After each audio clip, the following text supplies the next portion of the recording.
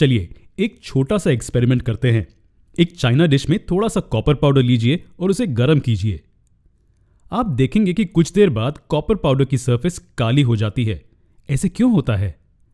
ये इसलिए क्योंकि कॉपर पाउडर की सरफेस एक काले क्यूप्रिक ऑक्साइड के साथ कोट हो जाती है, जिसे कॉपर 2 ऑक्साइड भी लिखा जा सकता है। ये कैसे बनता है? कॉपर हवा में ऑक्सीजन के साथ रिएक्ट करता है क्यूप्रिक ऑक्साइड बनाने के लिए। ये क्यूप्रिक ऑक्साइड काले रंग का होता है और इसलिए सरफेस काली हो जाती है।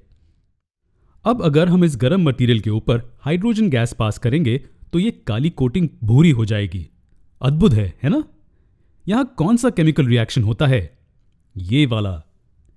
ये एक रिवर्स रिएक्शन है क्योंकि कॉपर वापस प्राप्त हो जाता है, इसलिए काली कोटिंग फिर से भूरी हो जाती है। अब इस रिएक्शन को ध्यान से देखिए। हाइड्रोजन ऑक्सीजन प्राप्त कर रहा है और क्यूप्रिक ऑक्साइड ऑक्सीजन खो रहा है।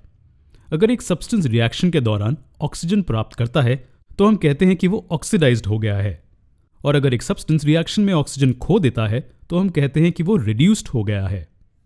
तो इस रिएक्शन में एक रिएक्टेंट ऑक्सीजन प्राप्त कर रहा है जबकि दूसरा रिड्यूस हो रहा है।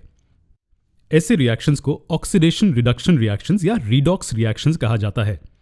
अब आप जानते हैं कि रिएक्शन का नाम खुद उसके बारे में बताता है, ऑक्सीडेशन और रिडक्शन। यहां ऑक्सीडेशन रिडक्शन रिएक्शन का एक दूसरा एग्जाम्पल है। कार्बन मोनोऑक्साइड में ऑक्सीडाइज हो जाता है और जिंक ऑक्साइड जिंक में रिड्यूस हो जाता है। क्या आपने ऑक्सीडेशन के इफेक्ट्स को रोजाना जीवन में ऑब्जर्व किया है? हमें इसके बारे में नीचे कमेंट सेक्शन में बताएं, और इसके बारे में और जानने के लिए हमारा अगला वीडियो जरूर देखें।